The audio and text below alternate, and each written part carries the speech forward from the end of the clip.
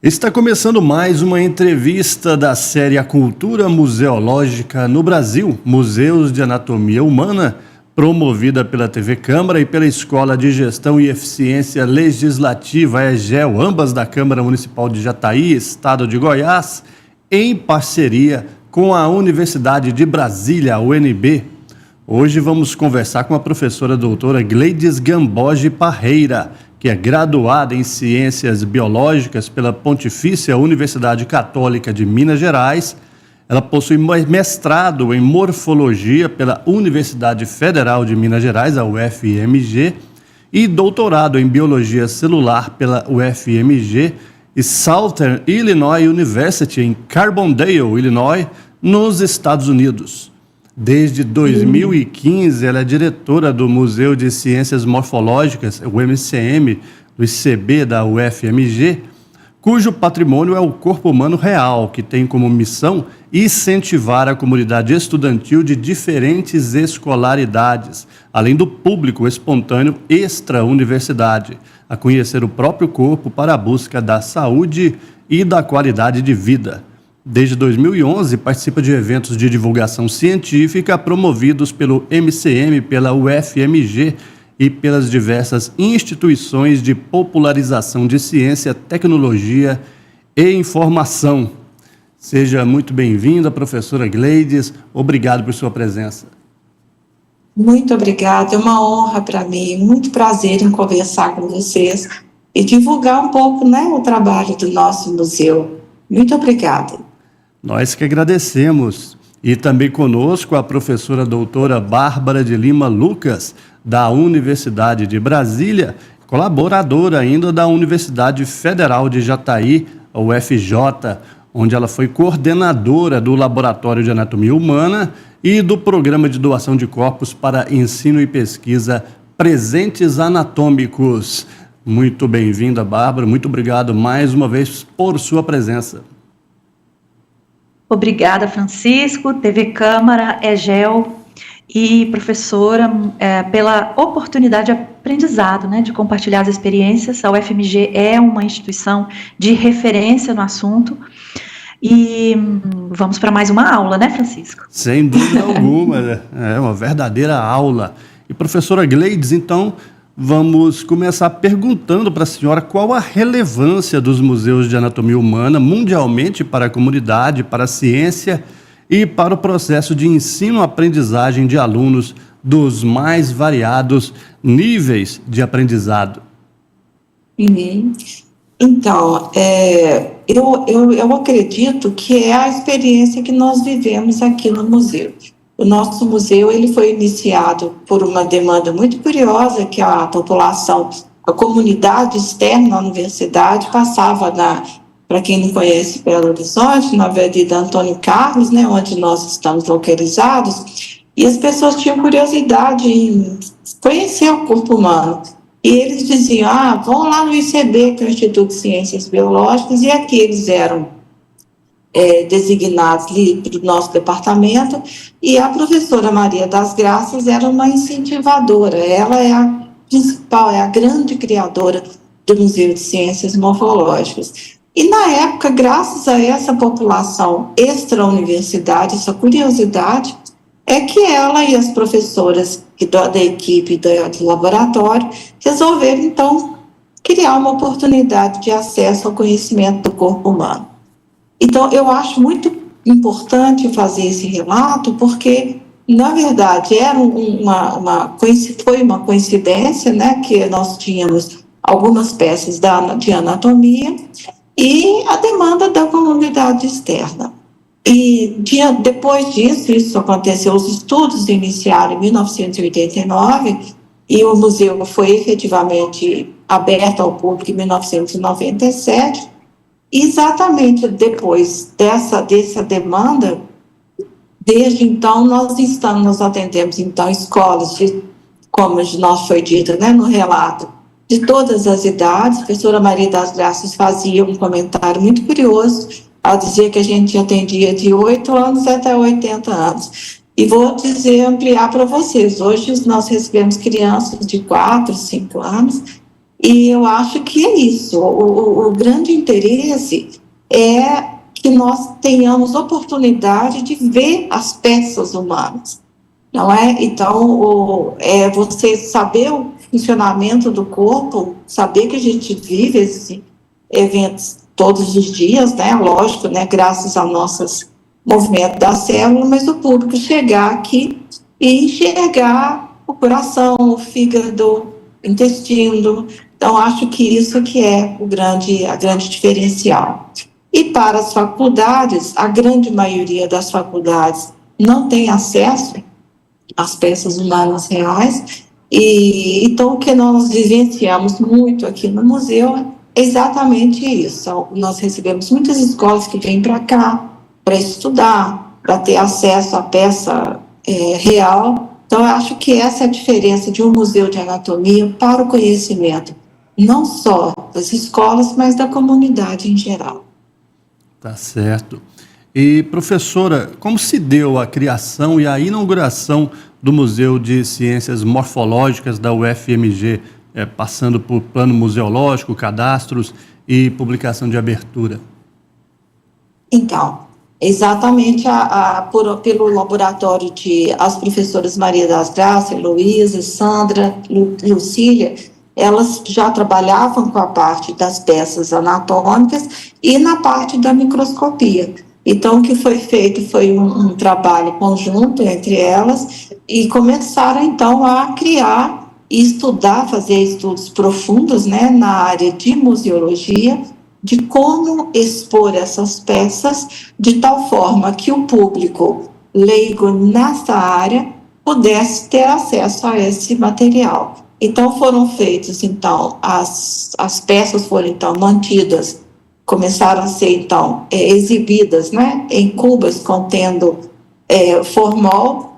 Atualmente, a gente faz o uso, nós estamos, né, num trabalho bem árduo de mudança de formol para a glicerina, que também é um químico, né, que preserva as peças. Então, as peças foram, então, imersas em cubas e essas peças estão disponíveis aqui no museu de acordo com os sistemas orgânicos. Então, a cada vitrine, nós temos, então, e eu acho importante ressaltar, o museu tem uma característica muito única, muito própria nossa, que nós temos nas vitrines a amostra de embriologia, de microscopia das células e de histologia na parte microscópica e a da anatomia.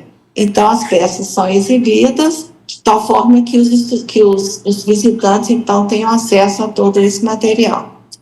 E, na época, então, foi feito esse estudo de como exibir. As legendas são tripartidas, ou seja, tem a numeração, a descrição de cada peça e de uma forma que o público leigo possa entender de forma geral como as peças estão disponibilizadas. Tá certo. Isso. Tem uma dúvida, Francisco, posso fazer a pergunta? Claro, fica à vontade, professora Bárbara. Sobre as ferramentas, né, utilizadas, a professora comentou nessa numeração tripartida. A gente sabe dessa dificuldade que nós temos por não ser da área de museologia, né? Somos da área da saúde e precisamos estudar sobre as ferramentas de codificação, de catalogação do acervo, o fluxo, né? Desde a aquisição da peça, o formato de entrada, até a formação do catálogo, né? E os pré-requisitos de materiais que você deve utilizar para fazer a etiqueta, né?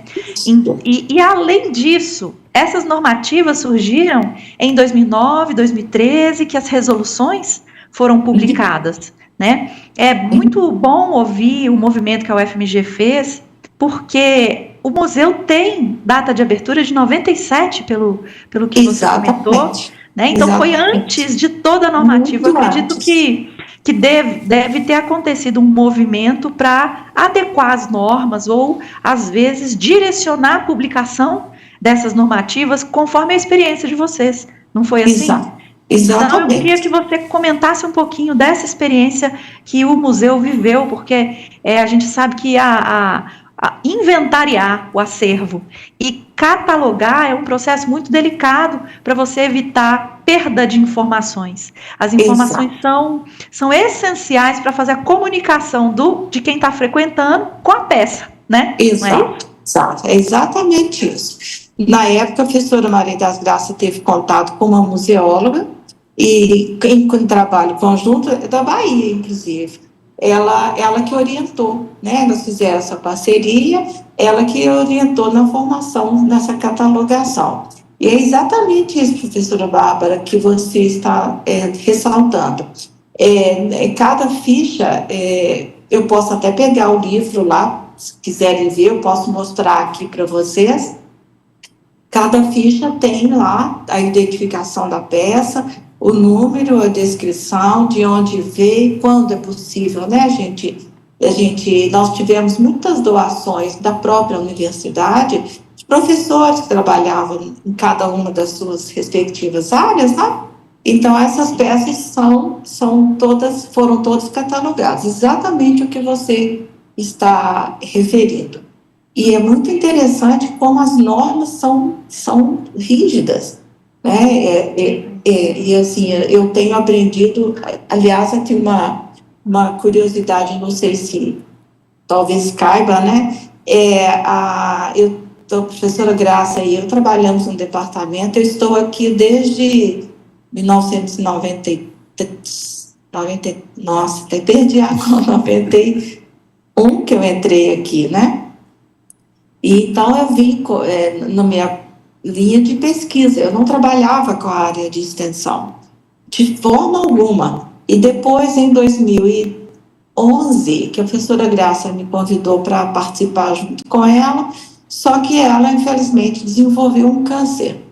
E ela adoeceu, né? E desde então eu vinha assessorando a ela, mas não tinha esse conhecimento.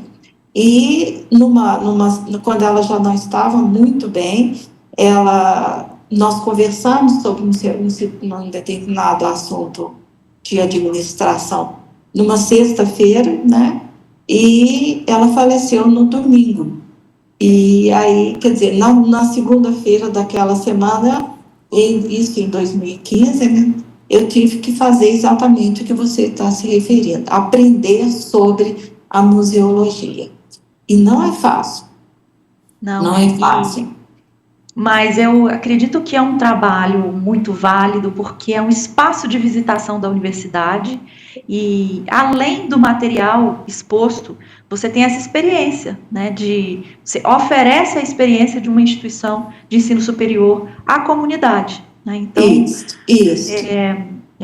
embora um museu pequeno, universitário, precisa ser valorizado por essa experiência enriquecedora que pode proporcionar, né? Muito bom. Exatamente, exatamente. É isso que a gente luta aqui, né? Todos os dias. Tá certo. E, professora Gleides, na opinião da senhora, quais os principais fatores desmotivadores ou impeditivos para o funcionamento dos museus? Olha, Francisco, recursos humanos. Eu acho que principalmente a professora Bárbara lembrou uma coisa muito importante. Nós somos um museu universitário e, para vocês terem uma ideia, nós tínhamos vários funcionários terceirizados e houve, na época da interrupção da pandemia, esses funcionários foram demitidos e, atualmente, aqui no museu, sou eu, né, como servidora efetiva. E na parte da tarde nós temos uma pessoa, né, a Cibele, que é terceirizada e ela é remunerada com o projeto do museu. Nosso museu, nós temos uma fundação da Fundep, que administra a gestão financeira, né? Então, a Cibele é remunerada com esse valor e nós temos 11 bolsistas, que são alunos de graduação de ciências biológicas, de farmácia, biomedicina, e esses alunos que são nosso suporte, né? Nós temos o ProEx aqui, eles recebem uma bolsa pelo PBEST, e então não é uma luta fácil, não. A gente, ou seja, quando eu não estou em sala de aula, eu estou aqui no museu, obviamente, e na parte da manhã, que eu não estou em sala de aula, eu estou aqui, e na parte da tarde, que é a Cibele que atende, faz a parte de agendamento, e a gente, graças a Deus, né, nós recebemos 4 turmas por dia, né, são 160 visitantes por dia, né, são turmas de 8 às 10, de 10 às 12, de 13h30 às 15 e de 15 às 17. E nas quintas-feiras à noite a gente recebe também, por agendamento. Então, voltando à sua pergunta, recursos humanos, né? Nós realmente está muito complicado, né? Fica difícil administrar, e a gente tem uma ajuda da universidade, obviamente, na aquisição, na gestão de limpeza e tudo da universidade, e o material a gente compra também com os nossos recursos, e a gente cobra, né, para a entrada aqui na visitação. É um valor que eu acho, quer dizer, eu sempre sou questionada que o valor é pequeno, né, por turmas, mas pelo menos é o que nós conseguimos nos manter aqui. Mas eu acho que principalmente isso, recursos humanos, que eu acho que é mais complicado. Certo. E, professora Gleides, quais as perspectivas de trabalho futuro e as possíveis soluções consideradas para a construção do plano museológico dos museus de anatomia humana? Olha, nós somos, assim, diariamente instigados a crescer, né? A crescer e se não crescer mais ainda, mas a manutenção. Eu acho que nós estamos, assim, empenhados em manter a boa qualidade do museu. São 27 anos que nós estamos, né? E assim, é um desafio diário para essa manutenção, para que a gente possa. Houve uma época que nós fazíamos muitas exposições itinerantes. Eu me lembro da professora Maria das Graças comentar conosco sobre outros museus que entraram em contato conosco em consulta, né, dentro do que nós podíamos ajudar. E eu acho assim que nós temos um outro projeto aqui no museu que chama Célula Alcance da Mão, é um projeto belíssimo, porque ele foi uma curiosidade muito importante para comentar com vocês. Esse projeto, ele nasceu de um aluno de fisioterapia que é cego, e o Luiz Edmundo, o nome dele.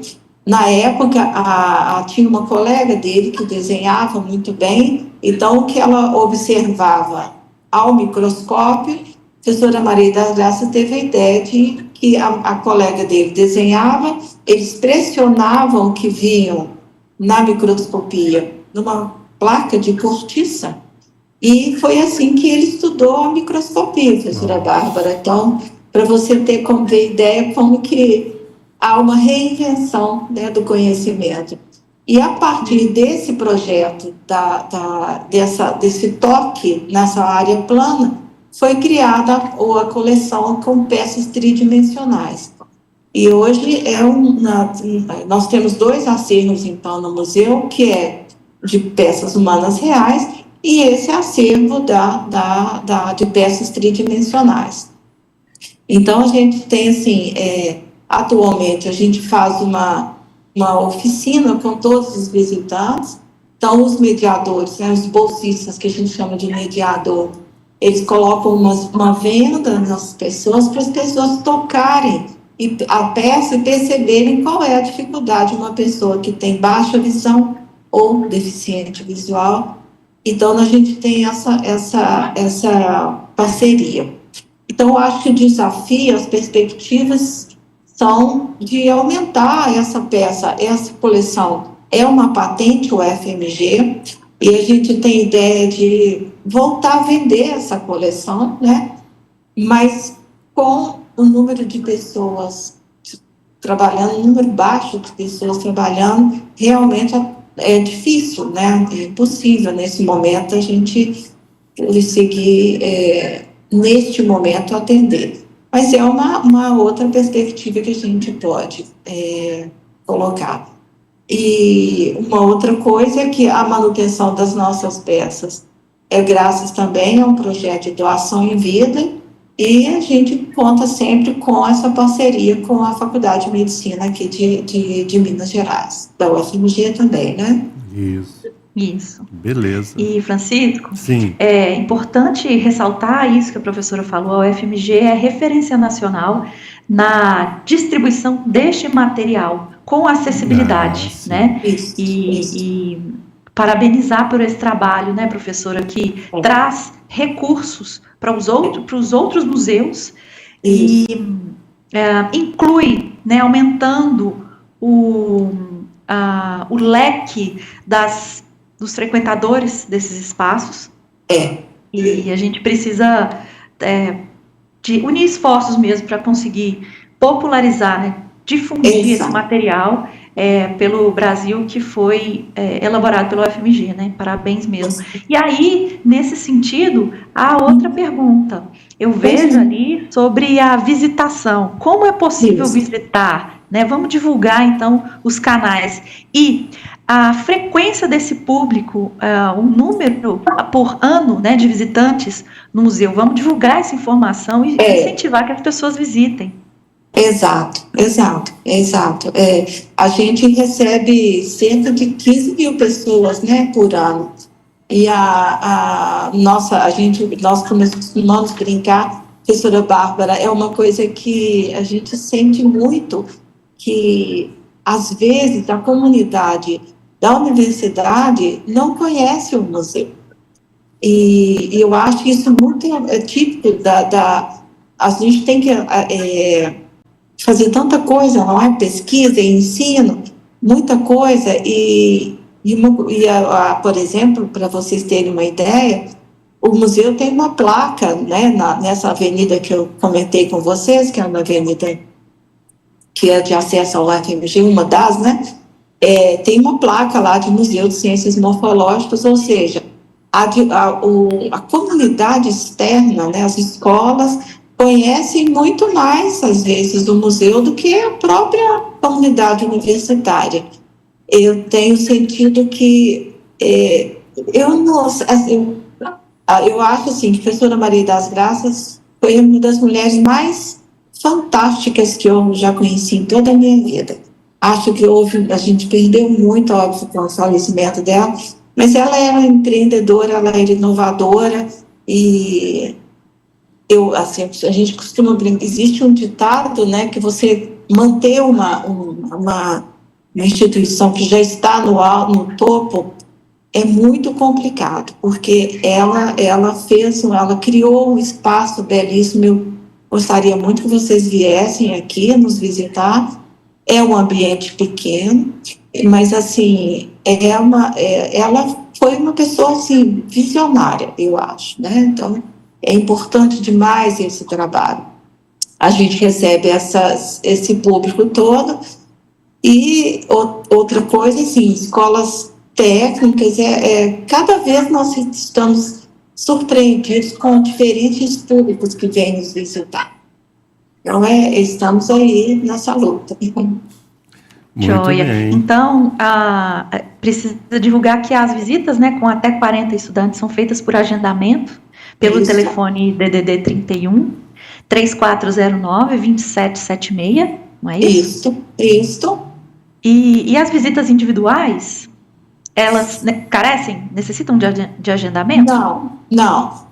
Os visitantes espontâneos a gente pede até 10 pessoas, pode entrar tranquilamente, não precisa agendar. E quando é da universidade é isento de pagamento, e quando são externos é cobrado R$10.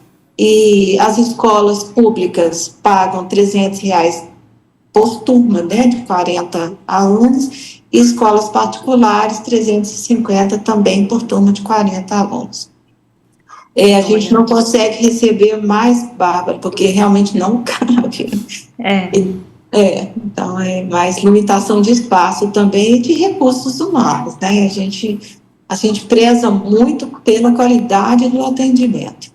E é muita responsabilidade, o aluno de graduação, a gente felizmente tem tido muitas boas referências, eles vestem mesmo a camisa, né? Então, é muito importante a gente contar com os bolsistas de graduação que nós temos aqui.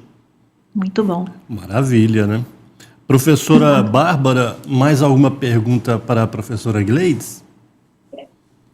Olha, parabenizar, né? Dizer que estamos abertos às parcerias, né, Francisco? Sim, sem dúvida. E assim, o objetivo é realmente divulgar esses espaços de visitação das universidades, dizer que estão abertos e agradecer esse evento, né, dessa série de entrevistas que nos permite levar a informação que está ali na universidade para a comunidade, né? Exatamente. Como uma atividade de extensão. Então, esse conhecimento, quando é difundido, essas informações que são transmitidas à comunidade, ajudam essa solução dessas lacunas que existem, né, no nosso trabalho ali diário com a providência de pessoal, os recursos financeiros necessários. Então, quanto mais frequentado e mais procurado, melhor será a administração, né, desses espaços. Então, agradecer, parabenizar pelo trabalho que a UFMG faz e agradecer à professora pela experiência compartilhada. Muito obrigada, é uma honra para mim divulgar o trabalho e no que eu puder ajudar, e também vamos trocar, né, experiências, porque às vezes a gente fica dentro da universidade e o mundo lá fora, né? Mas eu fico muito honrada por participar, muito agradecida e parabenizar por essa divulgação que vocês têm feito. Vai ser muito importante para nós também. Completando só que nós participamos da rede de museus da UFMG e também é um trabalho belíssimo. Estamos prontos a colaborar sempre que for possível e contar com vocês também no aprendizado. Tá certo, a honra foi toda nossa. Muito obrigado. Conversamos com a professora doutora Gleides Gamboge Parreira, ela que é diretora do Museu de Ciências Morfológicas da Universidade Federal de Minas Gerais, a UFMG. Quero agradecer também à professora doutora Bárbara de Lima Lucas, da UNB, colaboradora da UFJ. Muito obrigado, professora Bárbara. Obrigada a todos. Obrigada, gente. Boa tarde a todos. Muito obrigada. Nós que agradecemos e assim encerramos mais uma entrevista da série A Cultura Museológica no Brasil, Museus de Anatomia Humana, promovida pela TV Câmara e pela Escola de Gestão e Eficiência Legislativa, a EGEL, ambas da Câmara Municipal de Jataí, Estado de Goiás, em parceria com a Universidade de Brasília. Então, até a próxima entrevista dessa série.